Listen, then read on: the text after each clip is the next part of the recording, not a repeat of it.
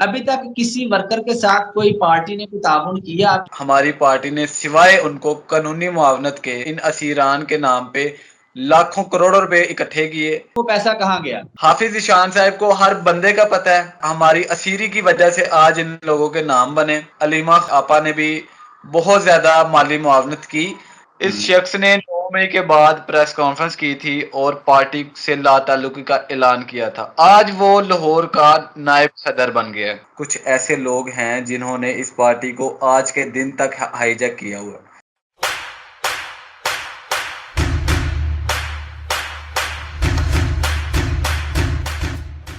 बिस्मिल्लाहिर्रहमानिर्रहीम। अस्सलाम वालेकुम नाजरीन, आप ट्रू स्टोरीज देख रहे हैं। मैं बिलाल नूरानी हूँ। नाजरीन, आज मेरे साथ मौजूद हैं मलक खलील साहब। मलक खलील साहब 9 मई के मुकदमे में 4 महीने जेल काट के आए हैं।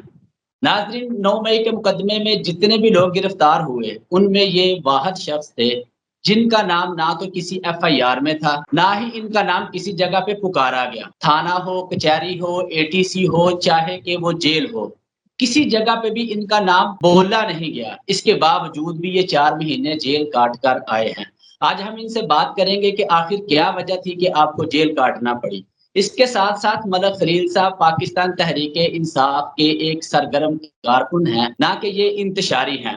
आज हम इनसे बात करेंगे कि पार्टी के अंदर जो रद्द-बदल हो रहा है, मौजूदा पार्टी क़यादत, उनके फैसले कौन-सा रुख इख्तियार करेंगे। ख़ास तौर पे शेर अफ़ज़ल मरवत जैसे बंदे को पार्टी के फैसलों से अलग करना, ये पूरी कौम के लिए एक हैरान-कुन है। तो सबसे पहले मलक खलील साहब, आपके टाइम का बहुत-बहुत शुक्रिया। अस्सलामु अलैकुम। जी वालेकुम सलाम। सबसे पहले तो हाफिज साहब आपका बहुत बहुत शुक्रिया और अल्लाह पाक का शुक्र अदा करते हैं कि अल्लाह ताला ने हमें इस मुश्किल वक्त को ख़त्म किया और हमें रिहाई नसीब की। अच्छा मलक खलील साहब, सबसे पहले ये बताइएगा कि जब आपका नाम किसी जगह पे था ही नहीं, किसी एफआईआर में भी नहीं था और ना ही आपका नाम किसी जगह पे दर्ज था, तो फिर आपको 4 महीने जेल क्यों जाना पड़ा? देखें 4 महीने जेल मुझे आप अगर सादा जवाब दूं तो वो इसलिए जाना पड़ा कि अगर मैं जेल में ना जाता तो शायद मुझे ना पता चलता कि हमारा जो अदालती निज़ाम है वो कितना फरसूदा है। मेरे साथ हुआ ये कि पुलिस ने हमारे जितने भी दूसरे घर थे, हमारे शनाख्ती कार्ड वाले पते थे, उन पर छापे मारे। छापे मारते मारते पुलिस मुझ तक आखिरकार पहुंच गई। जब पुलिस मेरे पास आई है तो उनका पहला बुनियादी सवाल ये था कि जी मुनीर साहब कहाँ पे हैं। तो मैंने उनसे सारा मामला पूछा कि जी मामला है क्या।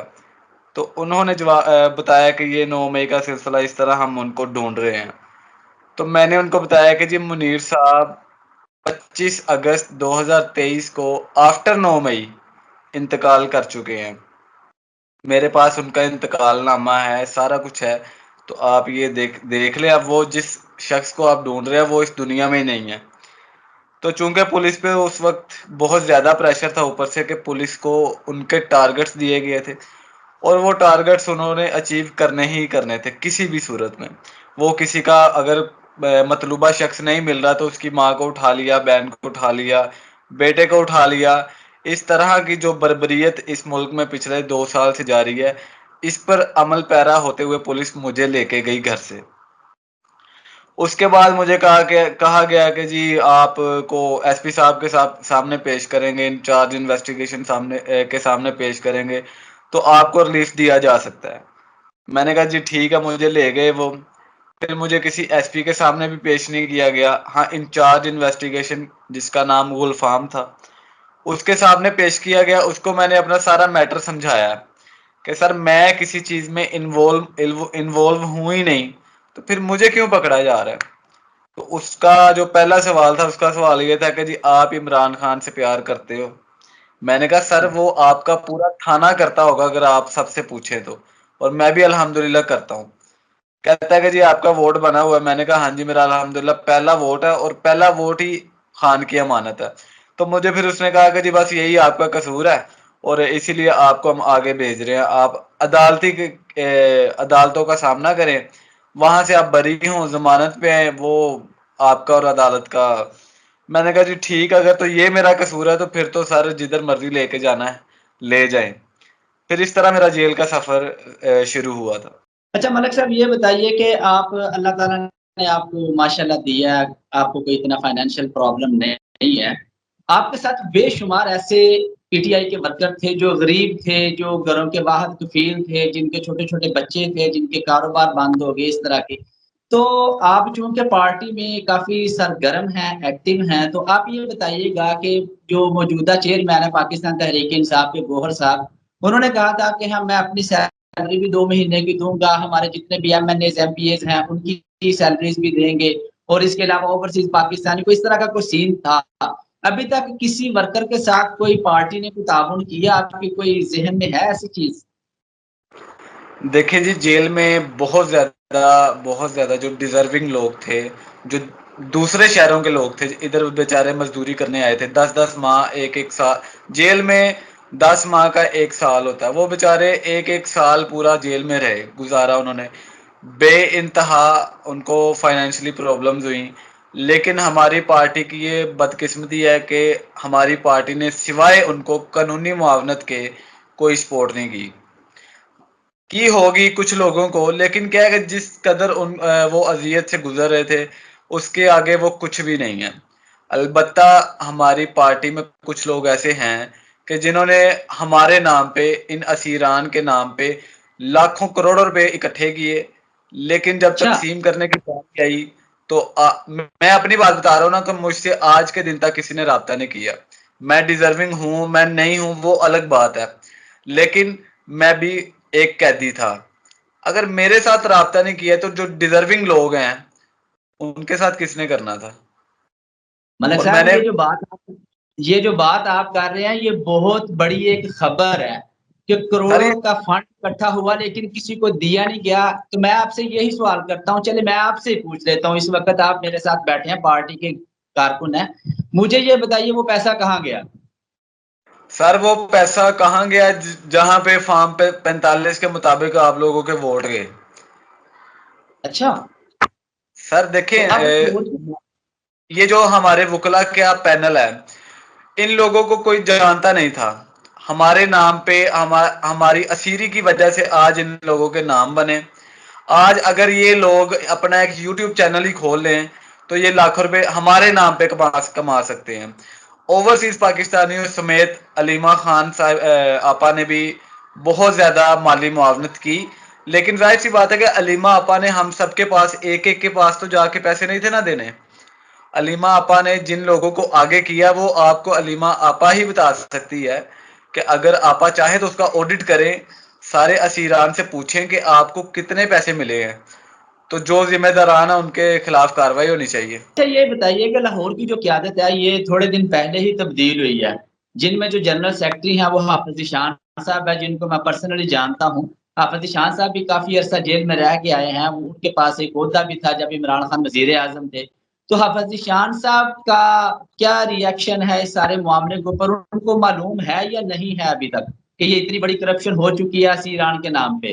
देखें, लाहौर का जनरल सेक्रेटरी हो, मदर बॉडी पाकिस्तान की सबसे मकबूल जमात का हाफिज जिशान साहब, जिन्होंने 7 माह खुद जेल काटी है और हम लोगों के साथ काटी है, उनको एक एक बंदे का पता है कि कौन सा बंदा कितना डिजर्विंग है।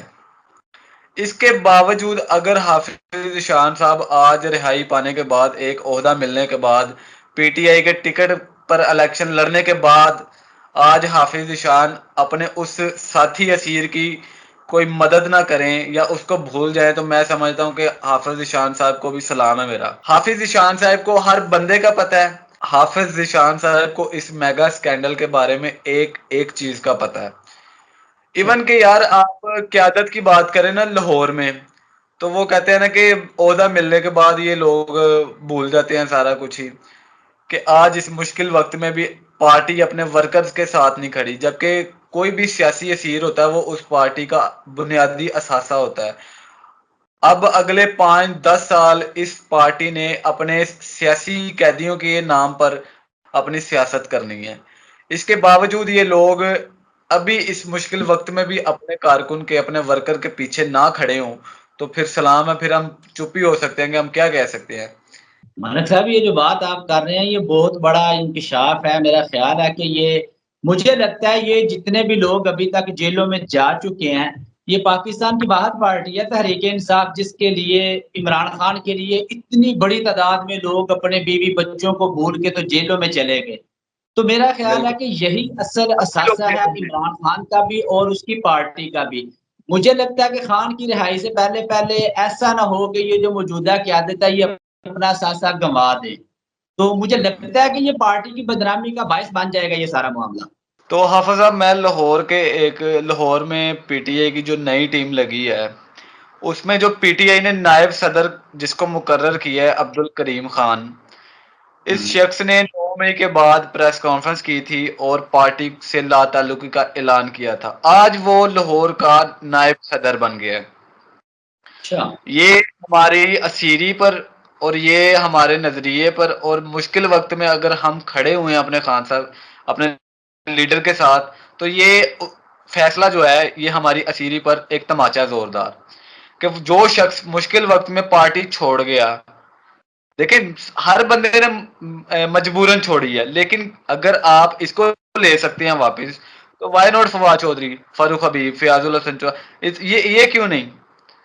अगर आपको जमील असगर भट्टी जो साबका सदर लाहौर थे इससे पहले, अगर उनका बयान आप समझते हैं कि जी उन पर तशद्दुद हुआ और उन्होंने बयान दे दिया, इसलिए कोई बात नहीं जी, वो बहुत अच्छे हैं, तो बाकी भी अच्छे हैं, बाकियों का भी कारोबार तबाह हुआ है, बाकियों के भी बीवी बच्चों की इज्जत रौंदी गई है, दुपट्टे खींचे गए हैं लोगों की माओ बहनों के, तो उनको क्यों नहीं आप वापस ले सकते? अच्छा मलिक साहब, एक चीज़ है कि मुझे, जो मैं देख रहा हूँ ना, जो पीटीआई के नज़रियाती लोग थे वो फ़िलहाल पीछे चले गए हैं। जिनके अंदर ख़ास तौर पे मैं समझता हूँ कि शहरयार अफरीदी साहब थे, उनके पास कोई ओहदा नहीं है। इसके अलावा वो अली मोहम्मद खान साहब थे, वो भी आजकल खामोश हैं। वो एक कासिम सूरी साहब थे। ये इस तरह के जितने लोग हैं, ये सारे बिहाइंड द सीन चले गए हैं। अब नई क़यादत बिल्कुल सामने आ गया लाहौर के अंदर। हाफ़िज़ ज़ीशान साहब ने अगले दिन किसी बंदे को कोई वो मेरे ख़्याल है पार्टी का सर्टिफ़िकेट दे रहे थे। उसके ऊपर भी कुछ ऐसे ईरान के मैंने मैसेजेस देखे थे कि ये बंदा जो है ये तहरीक-ए-लब्बैक में भी रहा, नून लीग में भी रहा, अब ये जी। पाकिस्तान तहरीक-ए-इंसाफ में आ गया है। तो ये क्या कुछ सोची-समझी साज़िश के तहत तो नहीं हो रहा ये सब? जी देखें, आपने अली मोहम्मद खान का शहरयार अफरीदी हो गया या शानदाना गुलजार हो गई, कहने का मतलब कि अगर इन शॉर्ट बात की जाए तो केपी के जो मुखलिस लोग हैं वो सारे शेर अफजल मरवत आपके सामने हैं, ये लोग सबको साइड लाइन पे किया जा रहा है। अगर मैं बात करता हूँ कि जी केपी के लोगों को साइड लाइन किया जा रहा है, तो इसका क्या मतलब है कि करने वाले पंजाब के लोग हैं। और इस बात का खान साहब को बखूबी इल्म है कि अभी भी उनकी पार्टी जो इस मुश्किल वक्त में से गुजरी है, इसके बावजूद उनकी पार्टी में कुछ ऐसे लोग हैं जिन्होंने इस पार्टी को आज के दिन तक हाईजैक किया हुआ है। तो आप साहब, शेर अफजल मरवत जो कि कुछ दिन पहले जो मौजूदा क़यादत है उनसे उन्होंने कहा है कि जी मैं इनकी किसी बात में नहीं आऊँगा, मैं इनको मानता ही नहीं हूँ। अब शेर अफजल मरवत से हमारी क़यादत को क्या मसला हो सकता है? सिर्फ ये मसला है कि जी शेर अफजल मरवत मुज़ाहमत चाहता है, मुफ़ाहमत नहीं चाहता। जबकि ये खान भी चाहता है कि जी आपने अपने हक के लिए लड़ना है, घुटनों में नहीं बैठना। लेकिन उसकी ये मज़ाहमत जो है वो हमारे कुछ लीडर्स हैं उनको पसंद नहीं आ रही। इवन के जो केपी के लोग हैं वो भी उसी तर्ज पे चल रहे हैं। इनका एक पूरा ग्रुप है। पार्टी डिसिप्लिन अगेन सामने आ जाता है हमारे कि हम उस तरह से बात नहीं कर सकते, लेकिन हमारी पार्टी के एक एक फर्द को पता है कि किसको पीटीआई की सीआईसी मीटिंग में बैठने की इजाज़त मिलती है, कोर कमेटी की जो मीटिंग होती है, किसको नहीं मिलती। शानदाना गुलजार जो कि उन्होंने भी बहुत ज़्यादा फस्तायत का मुकाबला किया, उनको कोर कमेटी की मीटिंग में क्यों नहीं बिठाया जाता।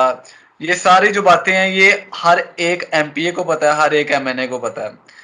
कहने का मतलब सिर्फ ये है कि अभी भी खान साहब जो हैं वो अब लफ्ज़ मेरे पास और कोई मुझे मिल नहीं रहा। मैं सिर्फ यही कहूँगा कि खान साहब आज भी मुनाफिकों के जद में हैं, गिरे हुए हैं। कुछ लोगों की बातों में आ जाते हैं। नहीं, खान साहब आज इस वक्त बातों में नहीं आ रहे। खान साहब को एक एक चीज का पता है। खान साहब बस कह रहे हैं कि जी तुसी करते जाओ ते वह वेखदा जाना हो की रहा है।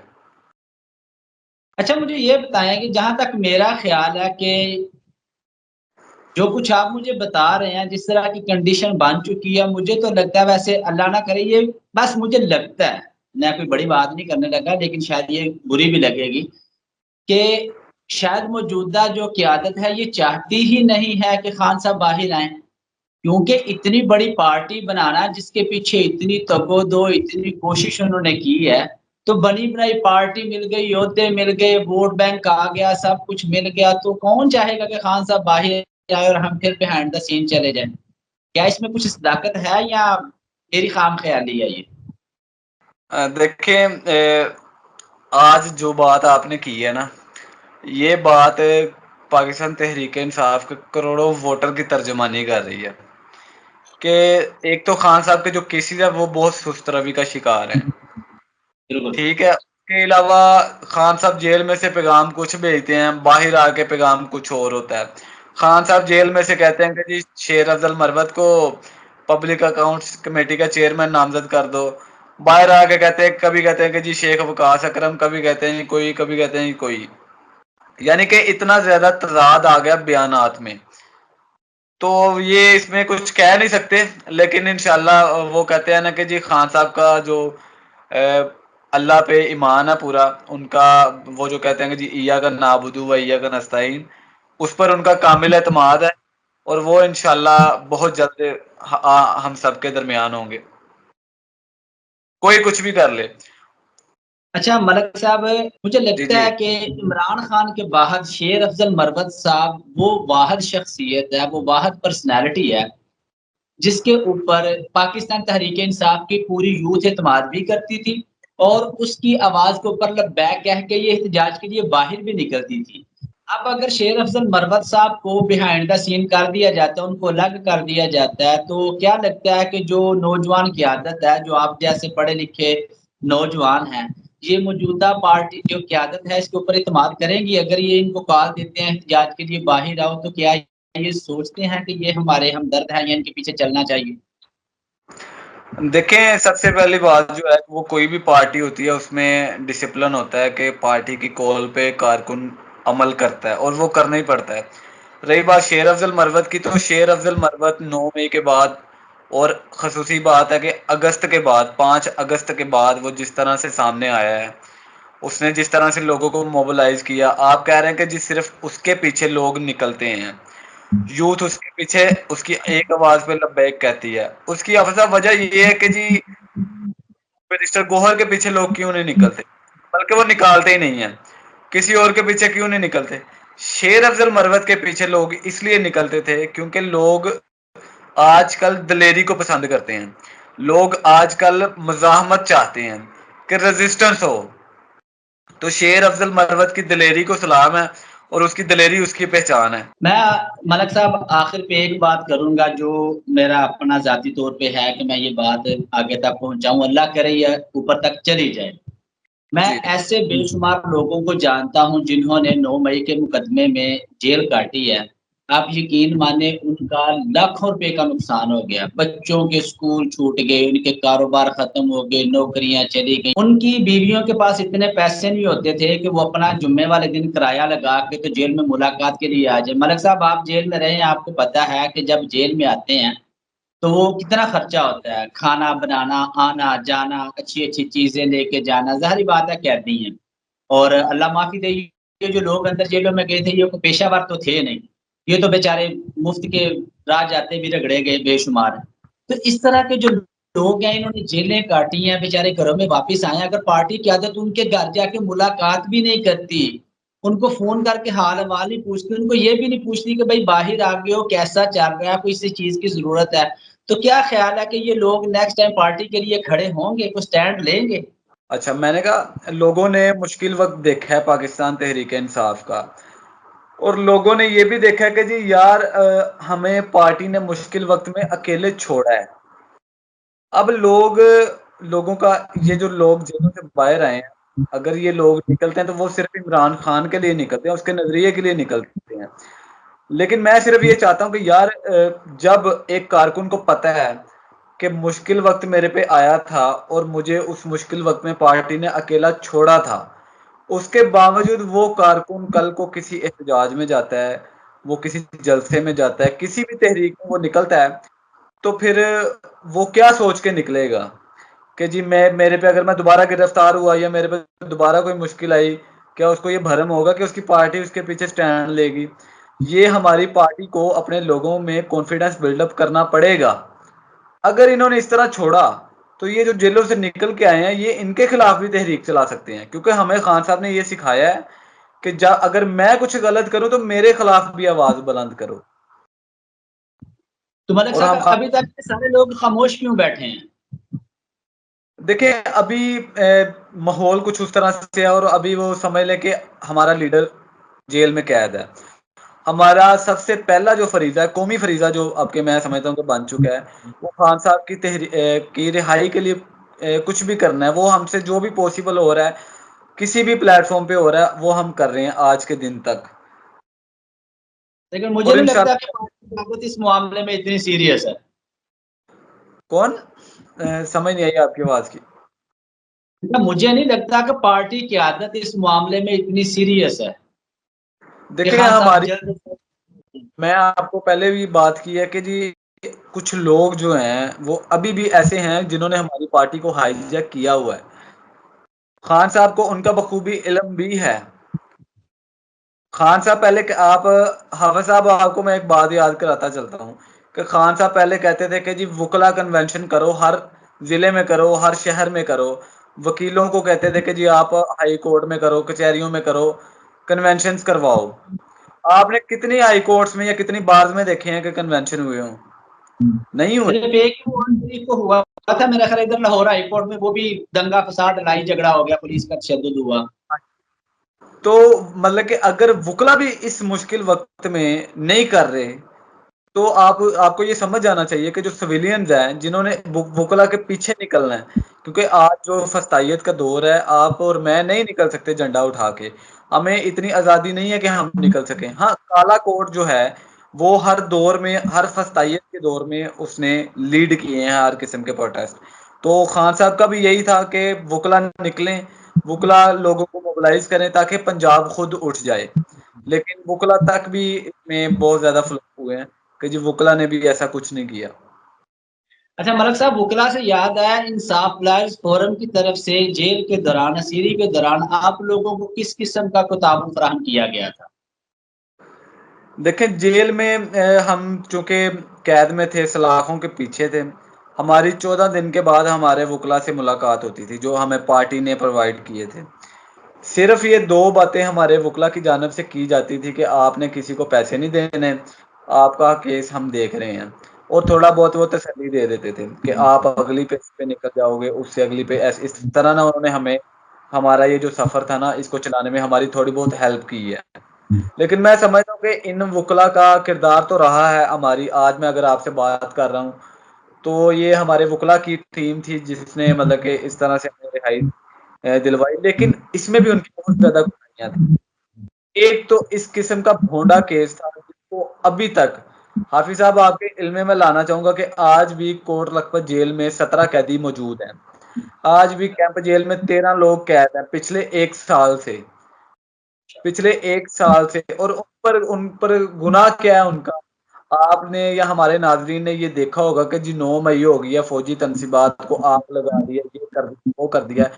हमारे केस में जिना हाउस का जो केस था, इसमें 42 दफात हम पर लगाई गई थी, 15 करोड़ रुपए का हर्जाना किया हुआ था। तो हाफिज साहब, आप हमारे केस की जो कैटेगरीज थी वो 3 थी। पहली कैटेगरी थी नारेबाजी कर रहा है ये मुलजम, दूसरी कैटेगरी थी कि इस मुलजम के हाथ में डंडा है, तीसरी कैटेगरी थी कि जी इस मुलजम ने उधर पेट्रोल बम फेंका है।